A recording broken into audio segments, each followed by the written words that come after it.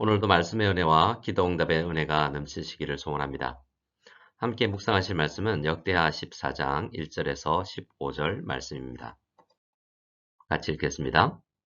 아비야가 그의 조상들과 함께 누움에 다윗 성에 장사되고 그의 아들 아사가 대신하여 왕이 되니 그의 시대에 그의 땅이 10년 동안 평안하니라. 아사가 그의 하나님 여호와 보시기에 선과 정의를 행하여 이방 제단과 산당을 없애고 주상을 깨뜨리며 아세라상을 짓고 유다 사람에게 명하여 그 조상들의 하나님 여호와를 찾게 하며 그의 율법과 명령을 행하게 하고 또 유다 모든 성읍에서 산당과 태양상을 없애매 나라가 그 앞에서 평안함을 누리니라. 여호와께서 아사에게 평안을 주셨으므로 그 땅이 평안하여 여러 해 싸움이 없는지라. 그가 견고한 성읍들을 유다에 건축하니라. 아사가 일찍이 유다 사람에게 이르되 우리가 우리 하나님 여호와를 찾았으므로 이 땅이 아직 우리 앞에 있나니 우리가 이 성읍들을 건축하고 그 주위에 성곽과 망대와 문과 빗장을 만들자. 우리가 주를 찾았으므로 주께서 우리 사방에 평안을 주셨느니라 하고 이에 그들이 성읍을 형통하게 건축하였더라. 아사의 군대는 유다 중에서 큰 방패와 창을 잡는 자가 30만 명이요 베냐민 중에서 작은 방패를 잡으며 활을 당기는 자가 28만 명이라. 그들은 다 큰 용사였더라. 구스 사람 세라가 그들을 치려하여 군사 100만 명과 병거 300대를 거느리고 마레사에 이름에 아사가 마주 나가서 마레사의 스바다 골짜기에 전열을 갖추고 아사가 그의 하나님 여호와께 부르짖어 이르되 여호와여 힘이 강한 자와 약한 자 사이에는 주밖에 도와줄 리가 없사오니 우리 하나님 여호와여 우리를 도우소서. 우리가 주를 의지하오며 주의 이름을 의탁하옵고 이 많은 무리를 치러왔나이다. 여호와여 주는 우리 하나님이시오니 원하건대 사람이 주를 이기지 못하게 하옵소서 했더니 여호와께서 구스 사람들을 아사와 유다 사람들 앞에서 치시니 구스 사람들이 도망하는지라.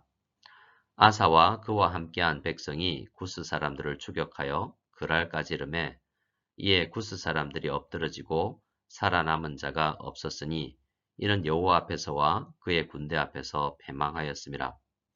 노략한 물건이 매우 많았더라.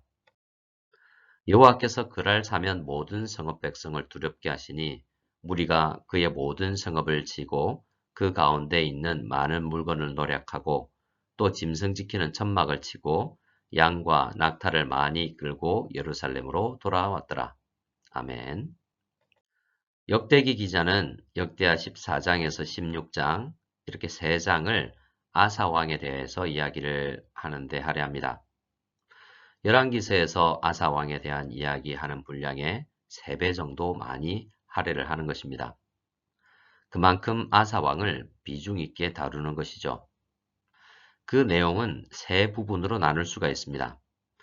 14장에서는 아사 왕이 구스와의 전쟁에서 어떻게 신앙심을 발휘해서 승리를 했는지에 대해서 이야기하고요. 15장에서는 아사 왕의 종교개혁 내용에 대해서 말합니다. 그리고 16장에서는 아사 왕이 어떻게 말년에 하나님을 떠나게 되었는지를 이야기합니다. 남유다 왕들 중에서 가장 본받을 만한 부분과 가장 본받지 말아야 할 부분을 함께 가지고 있는 왕인 것입니다. 역대기 기자는 아사 왕의 이야기를 통해서 남유다를 다시 재건하고 있는 돌아온 이스라엘 백성들이 어떻게 신앙심을 가지고 살아야 할지를 강조하고 있는 내용입니다. 아사 왕의 인생과 주요 장면을 통해서 오늘 우리도 도전을 받기를 원합니다. 아버지 아비야 왕이 다윗성에 장사되고 아사 왕은 남유다의 왕이 되어서 41년간을 통치하게 됩니다. 오늘 1절 말씀에서 그의 초기 10년 왕정 기간에 평안이 있었다고 이야기합니다. 오늘 24장에서 중요한 단어가 평안인데요. 아사 왕을 통해서 성도가 어떻게 참된 평안을 누릴 수 있는지에 대해서 함께 나누어 보도록 하겠습니다. 2절에서 5절까지의 내용을 살펴보면 성도가 평안을 누리는 첫 번째 비결을 알 수가 있습니다. 성도는 우선 자신에게 있는 우상을 제거해야 합니다. 3절 그리고 5절의 말씀을 보면 아사왕이 남유다 국토 안에 있는 이방 제단과 산당을 없애고 주상들을 깨뜨렸다고 합니다. 아사왕이 물려받은 남유다는 온통 우상 투성이었습니다. 오늘날에도 한 정권이 많은 문제를 일으킨 경우에 다음 정권이 그것을 회복하는데 수많은 에너지가 들어가게 되죠. 아사의 경우는 더 심각했습니다. 왜냐하면 증조 할아버지 솔로몬의 통치 말기에서부터 남유다 안에 우상 숭배가 만연하기 시작했는데 할아버지 르호보암 때도 개혁이 일어나지 않았고 아버지인 아비야 왕 시절에도 이방신앙에 대한 종교개혁이 일어나지 않았던 것입니다. 누군가는 해야 할 이 종교개혁을 아사 왕이 단행한 것입니다.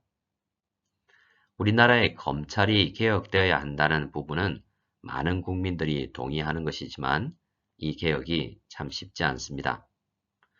종교가 개혁된다는 것은 어쩌면 검찰 개혁보다 더 힘든 일이라고 할 것입니다. 그 힘든 일을 아사 왕이 추진했던 것입니다. 우리는 성도가 평안을 누리는 두 번째 비결을 4절에서 찾을 수 있습니다. 아사 왕은 유다 사람에게 명하여 그 조상들의 하나님 여호와를 찾게 하며 그의 율법과 명령을 행하게 했습니다. 성도가 바른 신앙생활을 하기 위해서 비우는 것보다 채우는 것이 더 힘든 법입니다. 종교개혁은 우선 비우는 것이 선행되어야 하지만 비워진 마음에 바른 말씀으로 채워야만 완성이 되는 것입니다.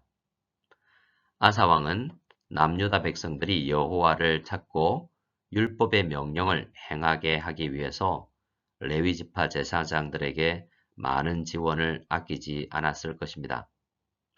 왜냐하면 말씀을 가르치는 사람이 없으면 채우는 것이 말씀으로 영혼을 채우는 것이 불가능하기 때문이죠. 성도가 평안을 누리는 세 번째 비결은 6절과 7절에서 찾을 수가 있습니다. 아사왕은 평안을 주셨을 때 국가가 전쟁을 하지 않고 평안하게 되도록 하나님께서 은혜를 베푸셨을 때 국가 내에 여러 연약한 부분들을 보강합니다. 건축 사업을 통해서 성읍을 건축하여 백성들이 편안히 살게 하고 성곽과 망대를 건축하여 외적의 침입에 대해서 대비를 합니다. 교회와 성도는 이렇게 평안할 때 방심하거나 침체되기가 쉽습니다. 하지만 평안할 때 재정적으로나 상황적으로 여유가 있을 때 미리미리 미래를 준비해야 하는 것입니다. 우리 교회도 평안할 때 하나님께서 은혜를 주셨을 때 비축해 놓은 재정으로 다음 세대를 위한 좋은 장소를 준비하려고 하고 있습니다. 주께서 성도들의 가정에 평안을 주셨을 때 또한 우리를 단련시키기 위해서 주시는 고난의 시기를 잘 대비할 수 있어야 합니다. 그러면 평안 위에 더 큰 평안을 누리게 될 것입니다. 8절은 남유다가 평안할 때 준비한 군대의 규모를 이야기합니다. 큰 방패와 창을 잡는 군사가 30만 명이고 작은 방패를 잡으며 활을 당기는 군사가 28만 명이라고 합니다. 아사왕은 최선을 다해서 하나님께서 주신 평안을 잘 활용하여 미래의 문제를 대비했던 것입니다. 그러나 문제는 9절에서 이야기하는 것처럼 우리가 최선을 다하여 대비했음에도 불구하고 더 큰 문제가 닥친다는 사실입니다.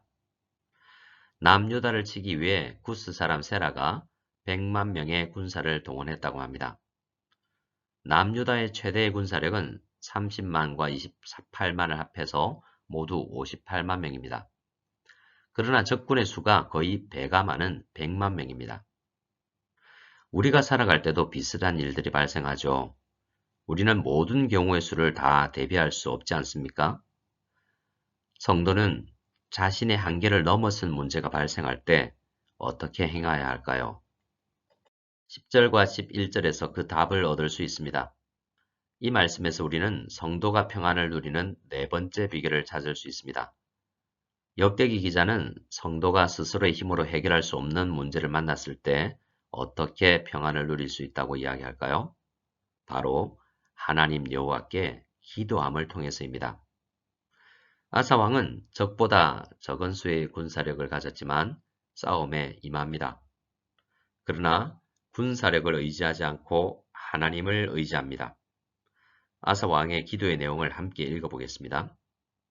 여호와여, 힘이 강한 자와 약한 자 사이에는 주밖에 도와줄 리가 없사오니 우리 하나님 여호와여, 우리를 도우소서. 우리가 주를 의지하오며 주의 이름을 의탁하옵고 이 많은 무리를 치러 왔나이다. 여호와여, 주는 우리 하나님이시오니 원하건대 사람이 주를 이기지 못하게 하옵소서. 아멘. 아사 왕은 강한 자와 약한 자 사이에는 주밖에 도와줄 리가 없다고 먼저 고백합니다. 이 말은 자기가 약하고 강한 자와 싸울 텐데 하나님만이 도와줄 수 있습니다 라는 말입니다. 하지만 이 말은 약한 자만이 하나님을 의지해야 하는 것이 아니라 강한 자도 하나님을 의지해야 한다라는 의미도 포함하고 있습니다. 신앙이란 자기의 힘을 스스로 의지하는 것이 아닙니다. 신앙이란 자기가 힘이 없음을 인정하고 하나님 앞에 고백하는 것입니다. 아사 왕의 이러한 자세에서 우리는 배워야 합니다. 우리가 건강이나 재물 등을 잃었을 때이든지 많이 가졌을 때이든지 언제나 하나님의 도우심을 의지해야 한다는 것입니다. 이것이 네 번째 평안을 누리는 비결입니다. 오늘 말씀이 우리에게 전달하고자 하는 핵심은 성도는 늘 하나님만을 의지하는 사람이라는 것입니다. 우리를 두렵게 하는 적군들이 우리를 삼키려 하지만 하나님께서 그들을 치시면 우리를 무섭게 하던 적들이 오히려 우리를 두렵게 여기게 됩니다. 그리고 결국 도망을 가게 된다는 것입니다. 역대기는 환란의 때에 하나님만을 의지한 성도는 환란의 문제만 제거될 뿐만 아니라 더 풍성한 것을 얻게 된다고도 이야기합니다. 13절에서는 노력한 물건이 매우 많았다라고 말합니다. 성도는 하나님만을 의지하여 하루를 살아가며 영적인 전쟁에 참여하였을 때 생각지도 못한 다양한 방법으로 주시는 은혜를 맛보게 되는 것입니다. 그러한 은혜를 받아 누리시는 우리 모든 성도님들 되시길 바랍니다. 14절, 15절은 아사 왕이 전쟁에서 얼마나 큰 승리를 거두었고 영토를 넓혔는지에 대한 이야기입니다. 그리고 전리품으로 많은 물건들과 가축들을 이끌고 예루살렘으로 입성했다라는 내용으로 아사 왕의 초기 사역의 모습을 마무리합니다. 성도 여러분, 우리는 오늘 역대하 14장을 통해서 성도가 하나님께서 주시는 평안을 누리기 위해서 어떻게 행해야 할지를 나누었습니다. 우선 나쁜 것을 청소한 이후에 바른 말씀으로 채워야 한다고 했습니다. 그리고 하나님께서 평안을 주셨을 때 더 어려운 환경에 위한 대비를 해야 한다고 했습니다.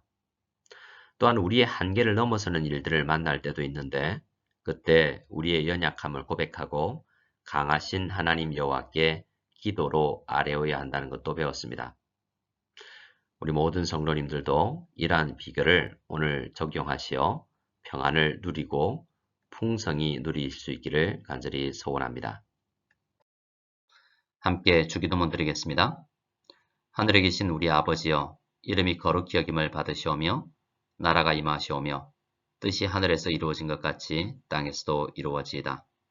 오늘 우리에게 일용할 양식을 주시옵고 우리가 우리에게 죄 지은 자를 사하여 준 것 같이 우리 죄를 사하여 주시옵고 우리를 시험에 들게 하지 마시옵고 다만 악에서 구하시옵소서.